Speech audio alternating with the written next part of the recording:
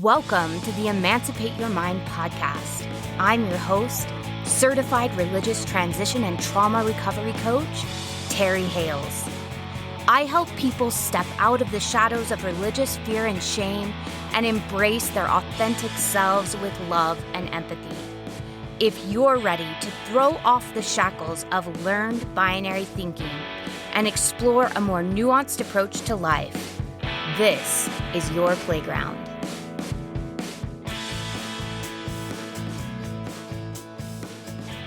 Hello, everyone. Welcome back to the Emancipate Your Mind podcast. I am here again with Chris Peck.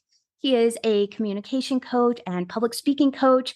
He's also gone through his own deconstruction process from the Church of Christ, which is a Protestant sort of fundamentalist, non-denominational Christian sect that he explained more about in the past episode. If you want to go hear more about that, you can. But today we are going to continue our conversation about the book Authentic, How to Be Yourself and Why It Matters by Professor Stephen Joseph. And today we're talking particularly about the 20 or 30% of the book that really paints authenticity as a binary, as a right way to live and be in the world and a wrong way to live and be in the world. And I am thrilled that I get to have this conversation with Chris, who has kind of been a real partner along this journey of exploring what authenticity is and how we achieve it and if it even exists. So welcome to the show, Chris. So happy to have you here again. Oh, so glad to be back. Last week was fun. Last week was super, super fun. And so, yeah, I can't wait to see what comes out today. I'm going to go ahead and turn it over to you because this was a question that you brought up, which is this kind of binary sort of culty feeling that comes up in the inauthenticity movement. And it's usually in conjunction with authenticity. So what did you observe and why was it concerning to you? So it's not so much the language around authenticity as it really is this language around inauthenticity. And I don't know how much you keep up with some of the cult movements that exist currently. I know there's a ton of research and a ton of information that's come out about Nexium and Keith Raniere, about Teal Swan and her cult.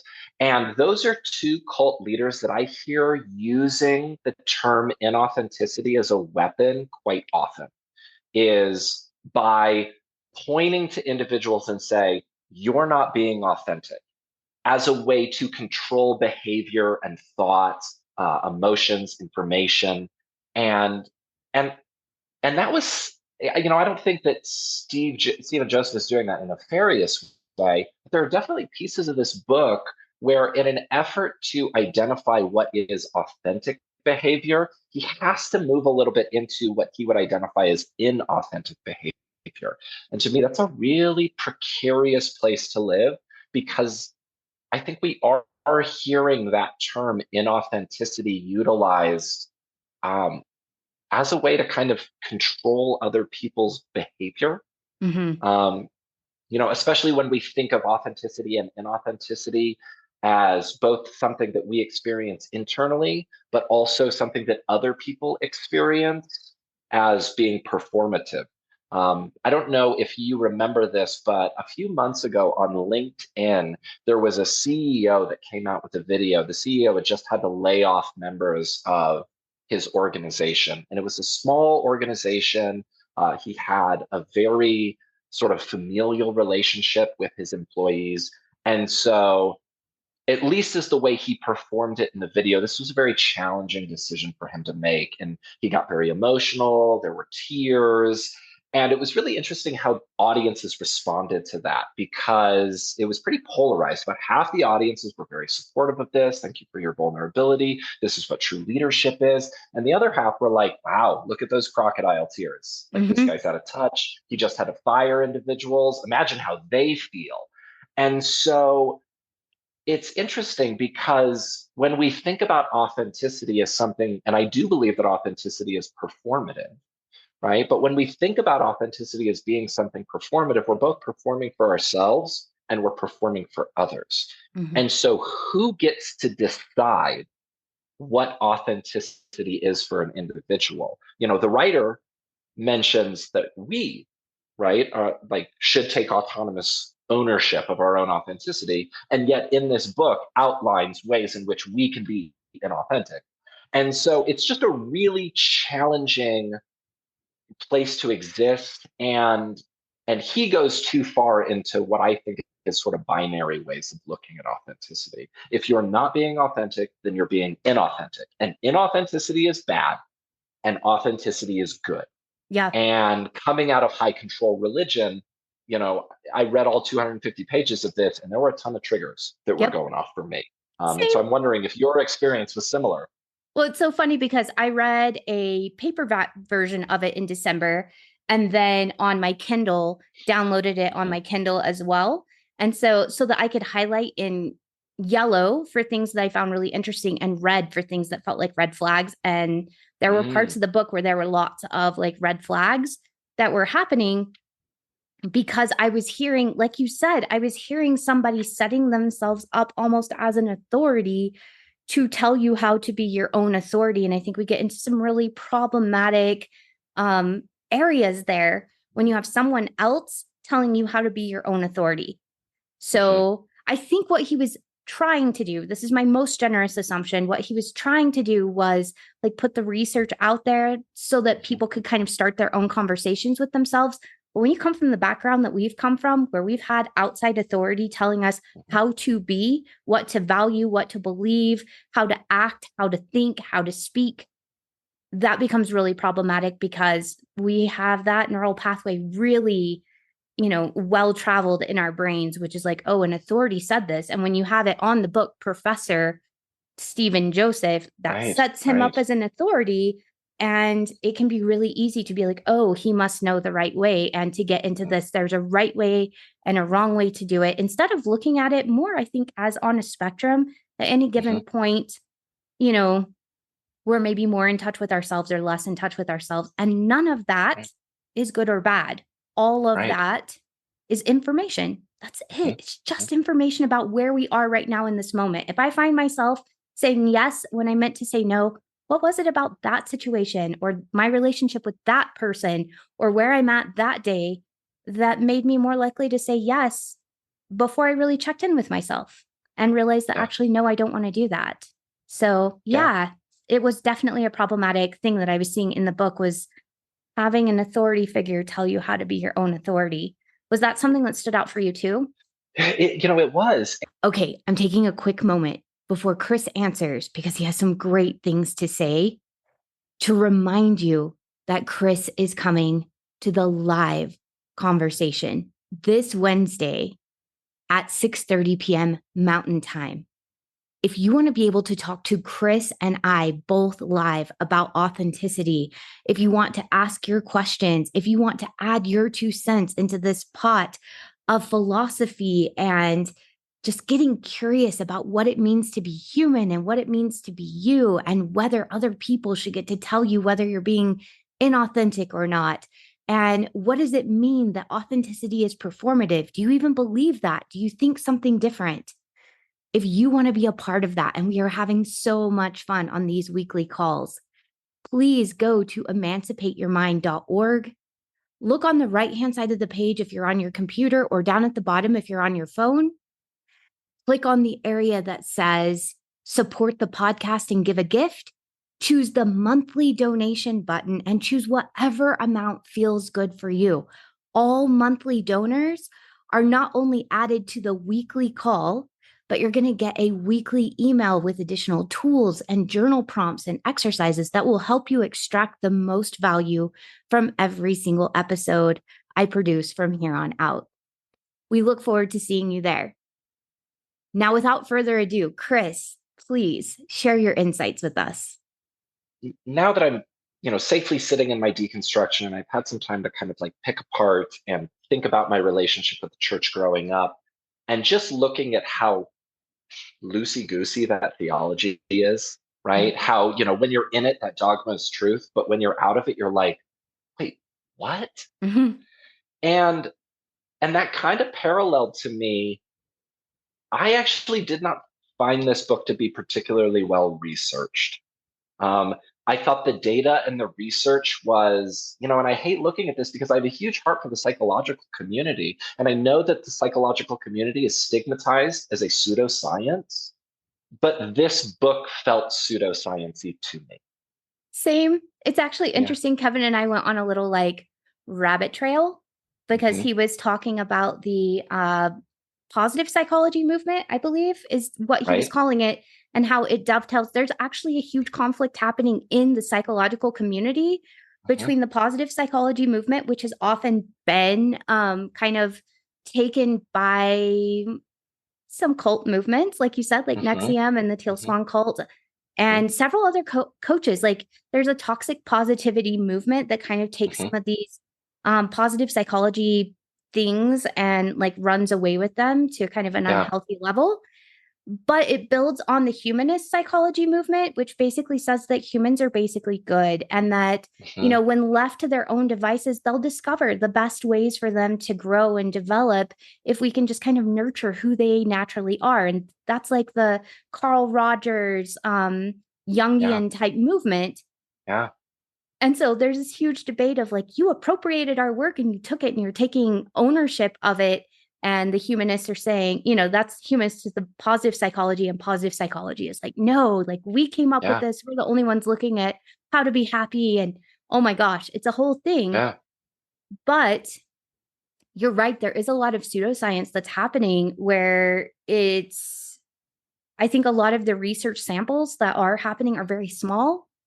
Yeah. And we're And not a like, little anecdotal. yeah. And we're not checking and double checking, like, is this true for people who live in different places? A lot of these are happening at universities that are predominantly white and privileged because they're at Right. college. Like, Right. is their experience the same as someone who grew up in an inner city? Is their Hmm. experience the same as someone who grew up in a different country, who had a different skin color, different ethnicity? Like, there's a lot that I feel like is really anecdotal and privileged about the research that is Yes. presented in the book.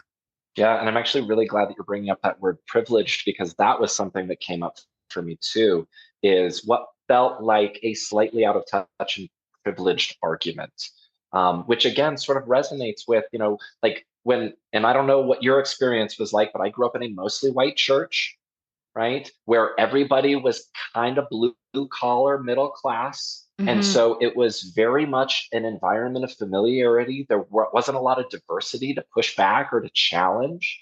Mm-hmm. And it feels a little like that's where this individual is writing from, Yeah. is, and I also think there are better books about positive psychology. Sean Aker writes a book called The Happiness Advantage, which I find to be very well researched.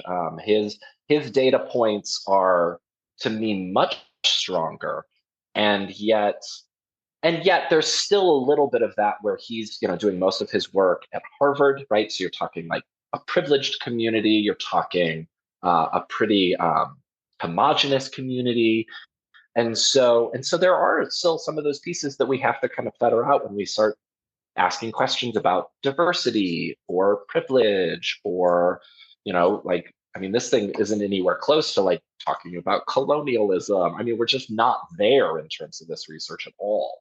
No, not at all.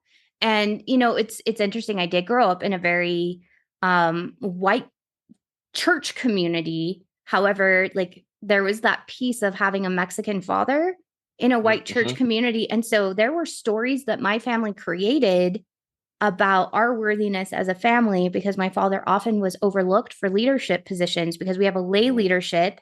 Everybody has their, normal job, but then they're called, quote unquote, to fill positions in the church, all the way from like the bishop, which is the leader of the congregation, all the way Right. down to like the person that's manning the nursery with the little kids. Mm-hmm. Um, and so you're invited to, be in leadership or to fulfill some other calling. My father was often chosen to be more of a supportive role instead of a leadership role. Mm. And the story in my family was it was because he was brown.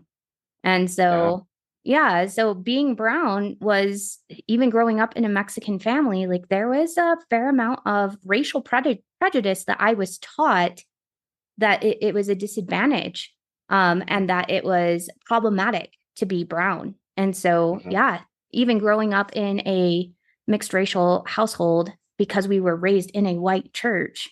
And a Yeah. lot of that feeling came from my own family stories about why they weren't chosen for leadership or why they weren't given more authority than they were given. So, Mhm. yeah, it's crazy how we all have those different experiences, like, you know, depending on those details. So, Yeah. yeah, well, let's talk a little bit about how this kind of becomes culty, this inauthenticity movement. What is problematic do you see in it in the way it's being used? Because I see it not just being used by some of the bigger cults like Nexium, the ones Mhm. that are having, their Netflix documentaries and stuff made about them. But I see this also in some of the coaching like language that's happening on social Yeah. media, Yeah. some of the like memes that are being shared, Mhm. some of the new age spirituality movement that's happening. I think these ideas have kind of interwoven into our Western society. And I just want your thoughts about where you see it happening and why it's problematic. It's my wife and I have been listening to a ton of podcasts. We love our cult podcasts, but it's kind of moved us into like con artist podcasts. And we just recently listened to an excellent podcast about multi-level marketing. Mm, And if you were to create a Venn diagram, looking at the overlap between an unregulated health and wellness field and cults and multi-level marketing is really fascinating. yeah. But you're right. And actually, I remember, man, I'm going to get in so much trouble for saying this, but I remember going to a networking group, and their big thing was all about like, we want to show up authentically, no small talk. We just want to get in deep and have real conversations with real people. I never really felt like that happened. But let me tell you what that group loved. They loved their Enneagrams. Mm, And I don't have any problem with Enneagrams or the Myers-Briggs or your DISC assessment or your astrological sign when you are using it as information that can tell you a bit about who you are. yeah. But one of the things that I found within this group or felt within this group, right? And maybe pushback, and I'm never going to talk to any of them again. But one of the things that I always felt was one, the first thing that happened when I walked through the door is people started talking about Enneagrams. What's your Enneagram? And I'm like, I don't know. What is an Enneagram? I had no idea what they were even talking about. I took the Enneagram years ago. I don't even remember what I am. But it was like, oh, you have to know what your Enneagram is. Like this is groundbreaking. It's what is your Enneagram? And then, but then there was kind of this sense of once you were identified as a 3 or a 9 or an 8 or whatever the different numbers are, um, that's who you are. And this was absolutely a group that I would say was looking at authenticity from the perspective of trying to identify their true self Hmm. and trying to find the true self through the exploration of this Enneagram information. But that group always felt a little culty to me. Hmm. Like I would say like a culture, or cult-ish. I don't think there was any obvious abuse of power, but there was kind of this sense of like if you're a 3, you're best identified for these types of roles. And if you're a 5, you would do best in these types of situations. And maybe that's true, and maybe that's not. But I agree with you. I think particularly in an unregulated, and I benefit from an unregulated health and wellness field. I am a communication coach, but I don't have any like certificates or anything. Like I have a master's degree in stage directing, and I have used those theatrical tools in order to benefit individual in their communication practices. And so I absolutely benefit from an unregulated health and wellness field. But within that, there are a lot of groups that are like trying to identify their brands, and that brand is getting a little culty. Like that culture is moving further and further on the spectrum. We see it in multi-level marketing. We see it in certain organizations or groups within the health and wellness field.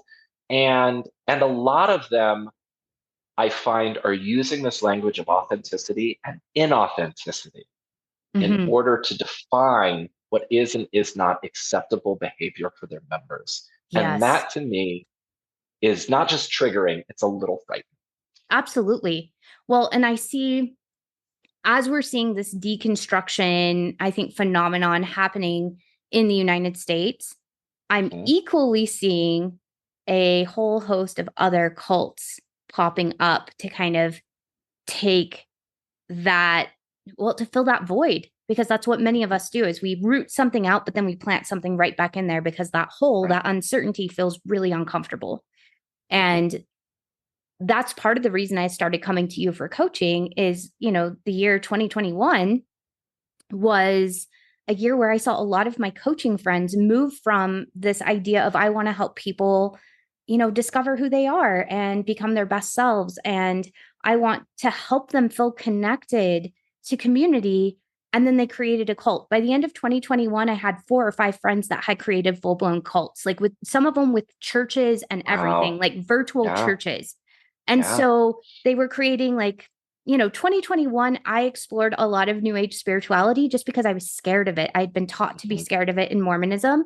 And so I looked into tarot reading and oracle card Mhm. reading and witchcraft and psychic crap. Mhm. I Mhm. did all of that. And I know that some people find that very, very beautiful. Mhm. And some of that language started happening where people were saying, this is how you have to show up. This is who you Yes. have to be in order to be your best self. And if you're not doing these things, it's because you're letting fear or shame run the show. You're being inauthentic, you're people pleasing, you're being perfectionistic. This is what your authentic self looks like. And a huge red flag came up for me. And it was like, whoa, whoa, whoa, I have outside people telling me how to be myself. And I Right. just kind of sequestered in 2022. And I hired you as a coach to help me not become that. It was my biggest fear for 2022 was becoming a cult leader. And Mhm. you are the one that helped me get really clear about what is me and what is other people and how not to become the guru for others and to be really open about the fact that I only know what works for me. And that's literally the extent of my knowledge. What works for me and what the research has shown. But even then, as you said, sometimes the research is really anecdotal Mhm. and only samples a very specific group of people. And even then, we can kind of take that with a grain of salt and move forward as best we can. So yeah, it's scary, like you said, Mhm. to see some of these cult movements coming up because I think we take that black and white thinking, that Mhm. authoritarianism that we grew up with, which I think it was something like 85% of us were religious when we were children. If you look at the statistics from Pew Right. Research back then, it was Right. 85% of us were identified as Christian. Right. And And now at a it's time when the evangelical movement was as arguably insidious as it's ever been. yes, We're right on the heels of the civil rights movement, yeah, where the evangelical cause put their foot down yeah. and pushed back against civil rights. And then when they lost that battle, they were like, our new fight is the LGBTQ community. And The so, LGBTQ community, the drugs, the war on uh-huh. drugs and the Hmm. abortion, Hmm. yeah, we all grew up in the middle of all of that. Yeah, yeah. And you bring something else up that's, when we talk about authenticity versus inauthenticity, when I start thinking about the difference between cult and cultures and when those organizations start to become a little more nefarious, it's when it's when I start blaming you for not playing by my rules. Yes. Right? It's not that what I'm doing doesn't work, it's that you're doing it wrong. Yep. And when we start talking about a binary relationship between authenticity and inauthenticity, it's really easy to establish the credibility of authenticity because if you're not feeling right or the way you should be, then I can just point a finger at you and say, well, obviously, Terry, you're being inauthentic. You're a Hmm. 3 and you're acting like a 7. Stop it. You Yeah. know? And you're like, but I want to try on a 7. And I am really just pulling numbers out of it anywhere I I can. actually think But it's so interesting you pulled out those two numbers because on any yes. given day, depending on when I take an Enneagram test, I am either a Hmm. 3 or I am a 7. And Yeah. I go back. and forth. So before COVID, I would actually be a 7 more often. Now Yeah. after COVID, I'm a 3 more often, but it still goes back and forth. I can be the fun loving, like life of the party, like let's have fun, kind of fly by the seat of my pants. Mhm. But I Yeah. can also be the like super controlled, organized, like, Yeah. And person. again, I want it to be, I want it to be really clear. I don't have a problem with the Enneagram test. Yeah. I think it's terrific information, just like a Myers-Briggs test is terrific information, or a DISC assessment is Yeah. information, or thinking about your authenticity, like, am I showing up intentionally, Yeah. right? Like, to act in my own authority, how do I want to show up? How do I want people to see, feel, and experience me? But when we start utilizing authenticity or Enneagrams or Myers Briggs or astrology or whatever it is to determine the way that people are and are not allowed to behave, Yep. that's when I find us moving right back into really insidious, high demand, like controlling groups. And Absolutely.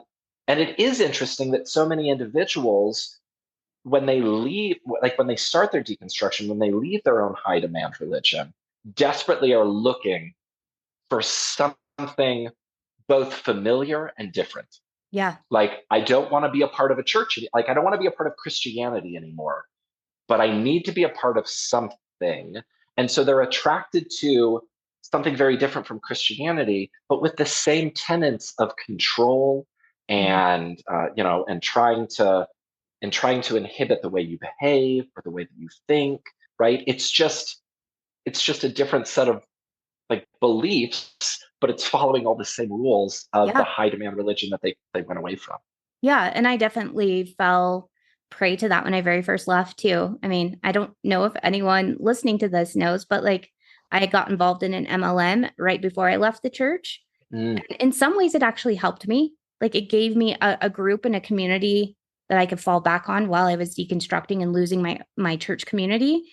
But mhm, it wasn't long as I was, studying the bite model that I started recognizing some of those same things that were happening inside of the MLM. What's interesting is Kevin was finding some of those same things in the psychological community. So we're mhm, studying the bite model, and he kind of replaced religion with psychology for a little bit. Like that was his religion. And there's very much this is a right way and this is the wrong way to be a mhm. psychologist. This is like there's different camps of thought, just like there's different churches. And, we both were like, oh, wait, okay. So we're going to like take away that structure and like take what's good and what's not, like discard what's not working for us and what is working for us, we're going to keep from all of these different Yeah. places and camps. And so it's so interesting because I love tests like Myers-Briggs and Mhm. Enneagrams and stuff like that as a way to start asking myself questions about how I experience the world. But what really bothers me is when I'm I'll have somebody come and say, no, you're an 8. And I'm like, no, I'm not. Like, none of that resonates. No, you Yeah. really are. And you're just showing up inauthentically. And I'm like, no, really, Yeah. inside my head, none of that resonates. Like, Or when it's a little more subversive than that, and they look at you and go, "Oh, I bet you're an 8. Oh, actually, I'm a 3 and sometimes a 7. Oh, I totally would have pegged you for an 8." yep, And now that earworm is there.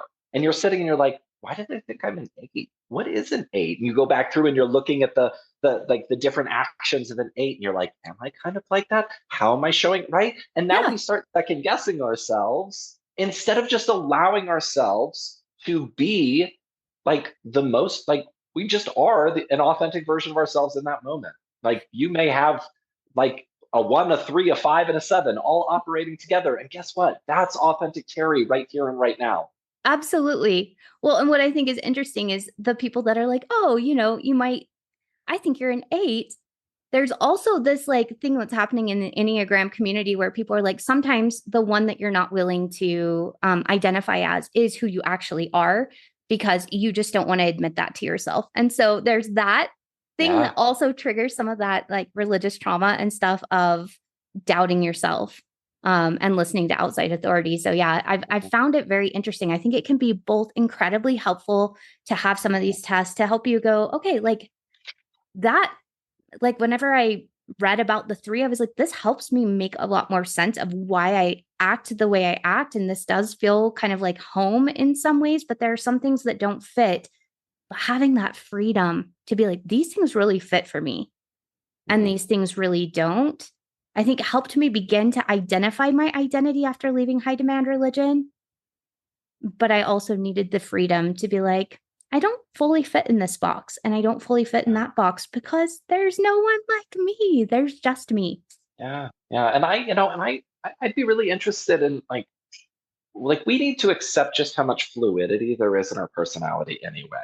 Like Mhm. take a Myers-Briggs test on a Monday and then take it again on Friday and see how different it is, Mhm. right? Take it in the morning versus taking it in the evening. Take it after having the best conversation with your closest friend over coffee, and then take it after getting a fight with your mom.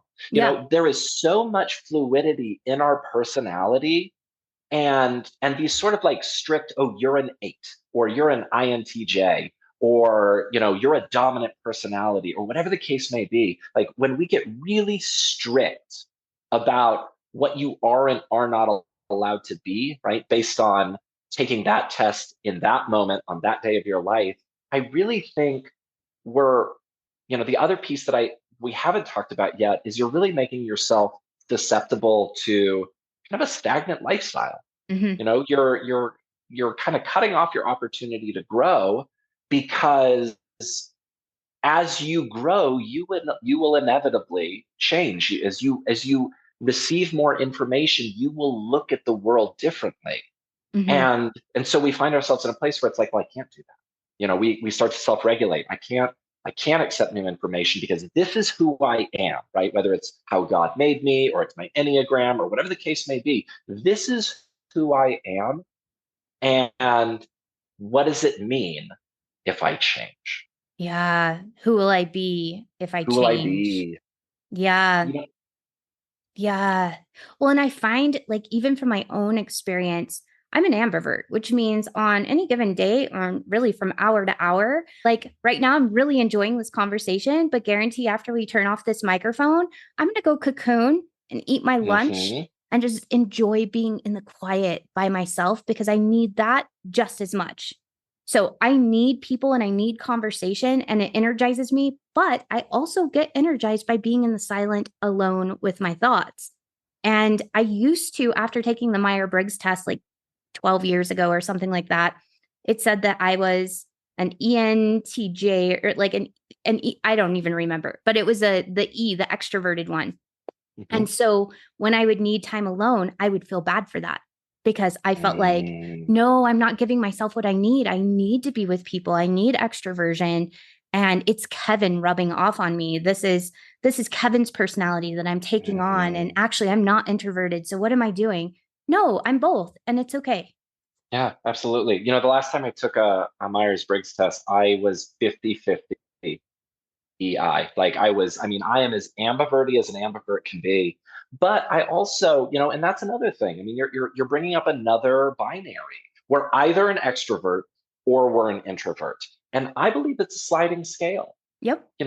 Like I have sat down with coffee where the first person, like the first thing that an individual that I'm meeting for the first time says to me is, yeah, I'm an introvert. And then they spend the next hour talking my ear off. And not to say that introverts don't have anything to say. They have quite a bit to say, and they have amazing things to say. But to pigeonhole ourselves as either entirely extrovert or entirely introvert, again, I think it's taking away the sliding scale and the fluidity that we really need to allow ourselves to exist in any moment.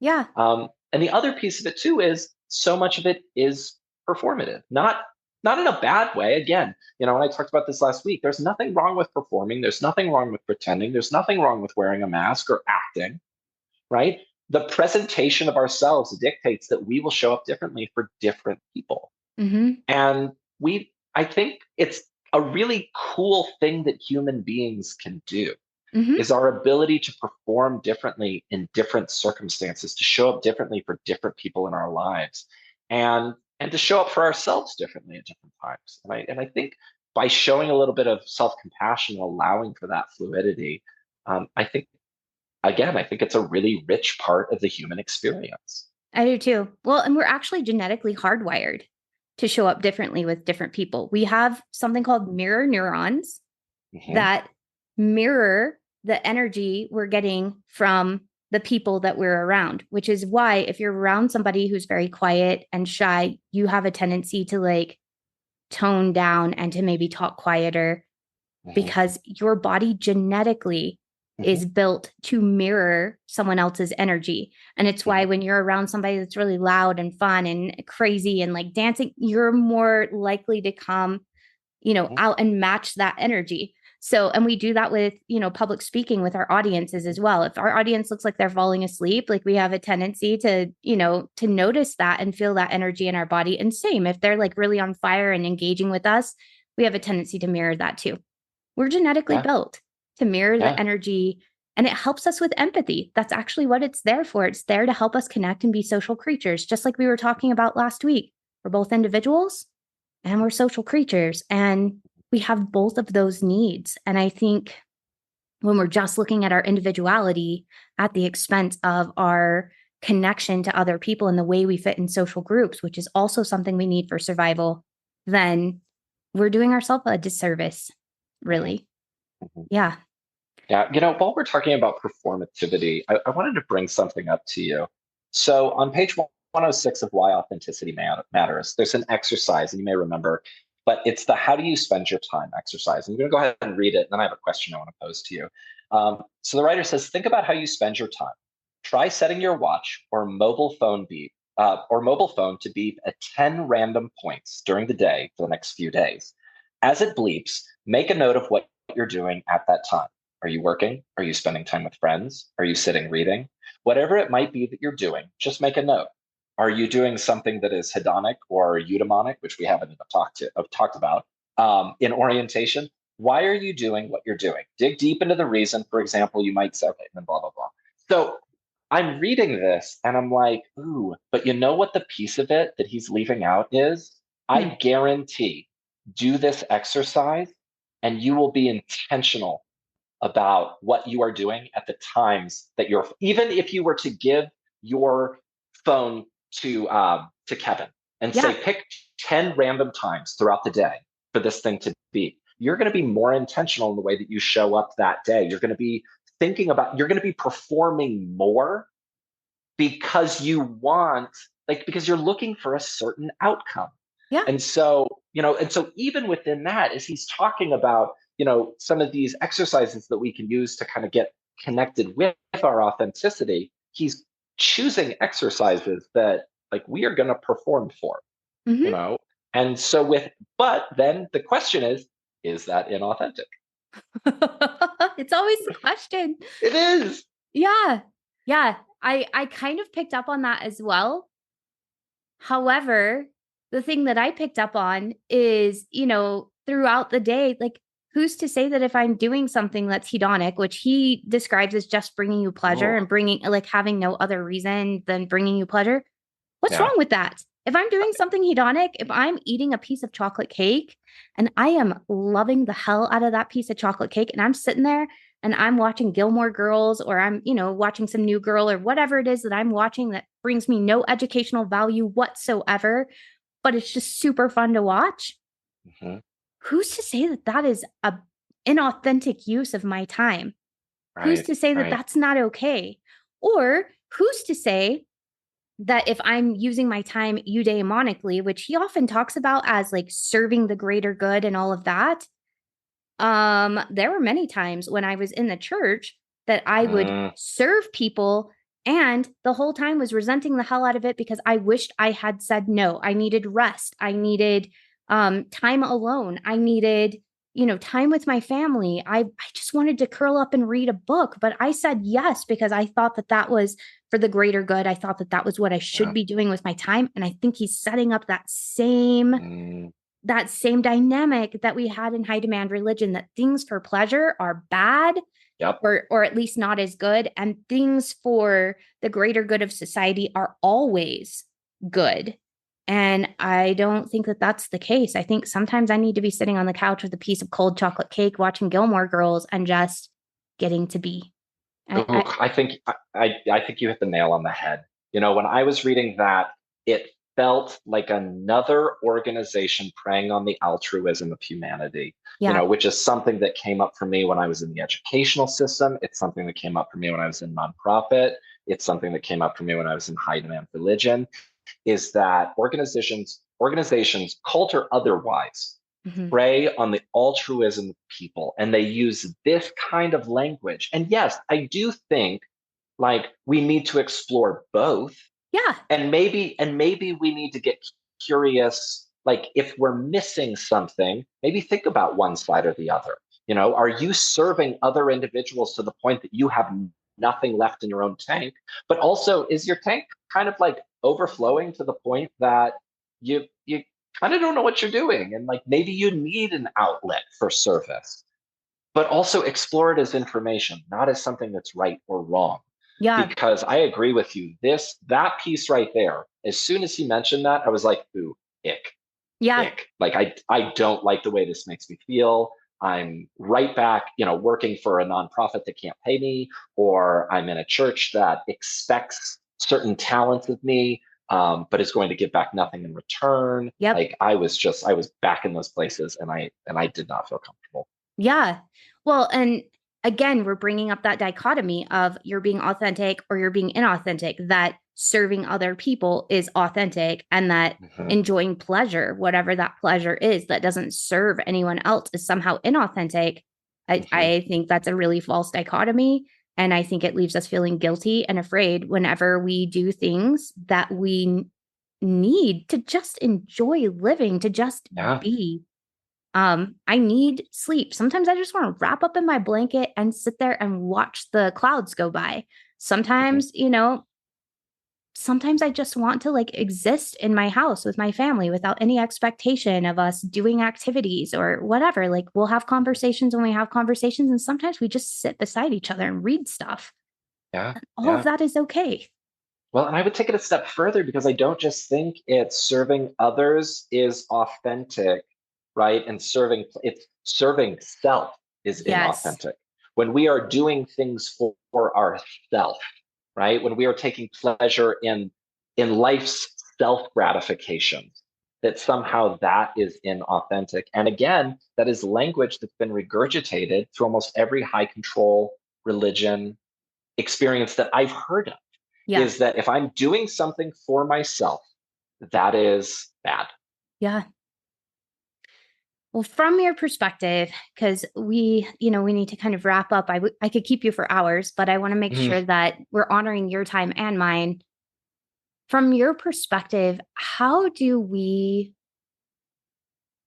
check ourselves? Because I don't even want to say protect ourselves. How do we check ourselves when we're, taking in information from people about the authenticity and inauthenticity movements? How do we kind of like check that against our own inner wisdom? Have you found anything that you feel like works for you, or is this still a place of uncertainty for you? I mean, this is absolutely a place of uncertainty for me. Um, what I have to do, and part of my upbringing, and I think this is specifically from the religious perspective, I tend to assume authority to the person that I'm talking to. And so for a long time, if I heard information, I just immediately accepted it as truth, right? That's what we're Mm, taught. Like, the Bible is truth. Here it is. Like, you can't say anything otherwise. There's nothing pushing back against that.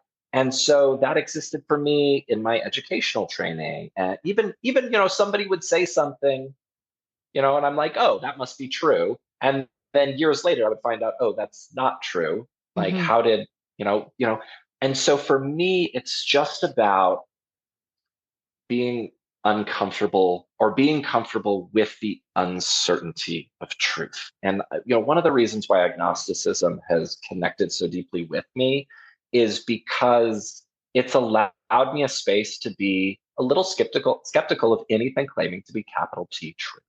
Yeah.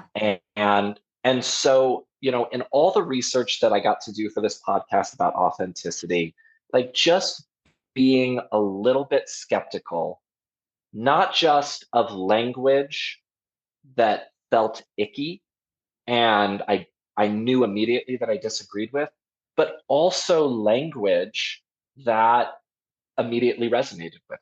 Yep. When I started looking into kind of the other side of the argument within the psychology movement about authenticity and this idea that our actions today are determined by what's been programmed into us from birth, and like really getting curious around those statements too. Okay, what does it mean if our authenticity is just the sum of our experiences? And who's being left out if that is the be all end all truth, authenticity? The phrase that I love most and try and keep with me is the truth is somewhere in between. Yeah. Like the truth is somewhere between what you feel about authenticity and what I feel about authenticity, and what the many many individuals who will be listening to this podcast, like what they feel about authenticity. Hmm. And and if we can just live in those spaces, which are a little uncomfortable, I think that's where, again, I don't think that's where we find capital T truth, but I think it's where we get to relish in a little bit of that uncertainty and get comfortable with that uncertainty. Um, Yeah. because I don't necessarily know if we are supposed to know. Yeah. And I love that idea. What kept coming to mind for me as you were talking is I think for many of us, that's what we wanted from church was the Mhm. ability to get curious and to hear everybody's perspective and just to philosophize, to like ask the hard questions and hear lots of different answers and then get curious about the answers that we heard and ask more questions, hear more answers, get curious again, and just kind of repeat this until we continue to like just understand our world a little bit better and a little bit better and a little bit better. And I don't think we arrive at capital T truth. I think we just arrive at a better understanding of who we are in the world as we perceive it. And I wish there were safe spaces in religion to do that. I wish that's what we had grown up with. Mhm. And I hope that that's something that we can create with this podcast and with many of the other people that are starting to do deconstruction work. I hope that's where we land collectively, is a place where we can say, this is what I think. What do you think? Okay, that's interesting. What do you think? And we ask several different people and we just start conversations, not necessarily to arrive at truth, but to arrive at the safety to ask the questions and to think about them and mull them over and ask more questions and just, like you said, feel comfortable with that uncertainty and make uncertainty feel like a safe, not so scary place for us, because I think that there's Yeah, a lot to be gained in that space. Yeah. yeah. I don't think enough of us allow uncertainty to be a valid choice. No. Well, and genetically there's a part of our brain that is like this is dangerous to our Mhm. survival, because if we didn't know what was going to happen, we could eat the wrong berry and die. But yeah, but we've evolved to a point now where uncertainty is a lot safer, and it's okay to be in a place where we don't know everything and we can kind of get curious and question. I love that you said question the things that come up that feel like, yes, that's what I believe, as well as the things that feel like red flags. Oh, Chris, this has been amazing. Thank you so much for joining me today. Thank And you.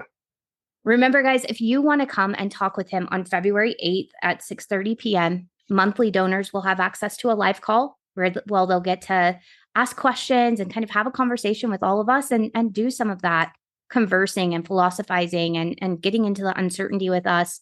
We look forward to that call. Chris, one more time before we end, tell people where they can find you if they want to engage in your energy and learn from you. Oh yeah, I mean, I would dearly love for individuals to follow me on Instagram at Chris Speaks Up. If you want to connect with me directly, just go to my website, www.speakintactioncom.com. Awesome. Thank you, Chris. And thank you all for joining us for this conversation. And we will see you again next week.